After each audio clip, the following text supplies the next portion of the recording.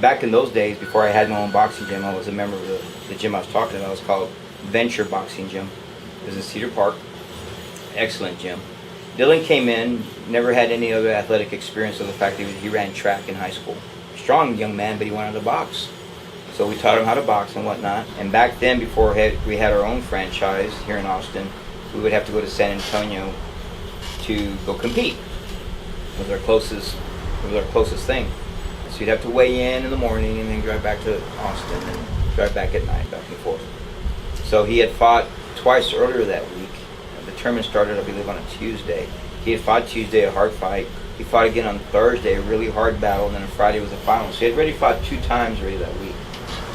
So the night of the finals, we got him ready and whatnot, and he was boxing pretty well, actually winning the fight, I thought. And with about 10 seconds left in the last round, the gentleman that he was fighting against or boxing against rolled under one of his punches and came back at him with the right hand on the side of his head. He reeled back and lost consciousness.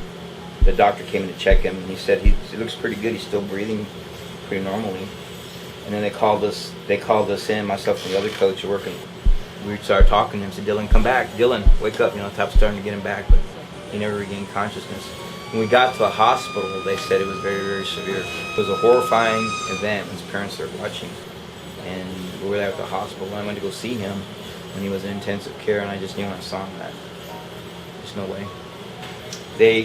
The cause of death, from what I recall, was called second impact head syndrome.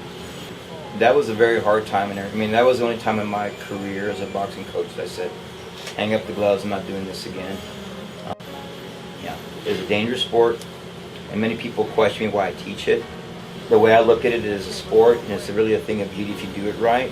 And I would rather teach it correctly than have kids going out there getting into fights and whatnot when they shouldn't be doing that. So. I'm so close I can feel it. Can you feel it?